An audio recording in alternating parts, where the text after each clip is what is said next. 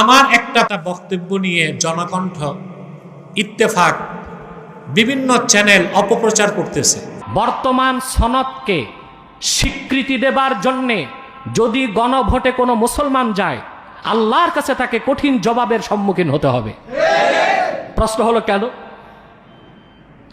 সংবিধানে এই ধারাটা আছে, নীতি। রাষ্ট্রের মূলনীতি কি? মহান আল্লাহর প্রতি বিশ্বাস। বর্তমান সনদে এই কথাটাকে বাদ দেয়া হয়েছে। অতএব যদি গণভোট দিয়ে আপনি হাতে ভোট দেন, তার মানে সংবিধানে মহান আল্লাহর প্রতি বিশ্বাস এই কথা থাকুক আপনি চান না, সেজন্য আপনি ভোট দিয়েছেন।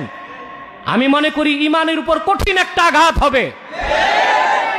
এখন তো রাজনৈতিক দলগুলোর উচিত এই দাবি করা যে সনদকে সংশোধন করো, সংবিধান থেকে আল্লাহর উপর আস্থা এই কথাকে সরানো যাবে না। তাইলে গণভোট হবে কি হবে না চিন্তা করার বিষয় আছে। তো জনকণ্ঠের ইত্তেফাক যে আমার বিরুদ্ধে গণভোট নিয়ে আমার বক্তব্যকে অপপ্রচার করছে, তাদের কাছে আমার প্রশ্ন, তোমাদের সাংবাদিকরা আমাকে ফোন দিয়ে আমার ব্যাখ্যাটা তো নিতে পারতে। ওদেরকে ইত্তেফাক আর জনকণ্ঠকে চ্যালেঞ্জ করলাম, কি করতে পারো করতে থাকো, আমিও দেখব ইনশাআল্লাহ। তারা প্রচার করেছে আমি নাকি বলেছি সংবিধানে গণভোট যদি হ্যাঁ জয়যুক্ত হয়, সংবিধান সনদ বৈধতা পেলে আগামী সংবিধানে বিসমিল্লাহির রহমানির রহিম থাকবে না। বক্তব্যটা এই রকম না।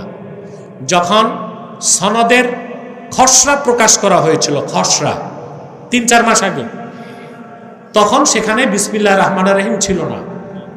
তখন আমি সারা দেশে প্রতিবাদ করছি যে সংবিধানে অবশ্যই বিসমিল্লাহির রহমানির রহিম থাকতে হবে।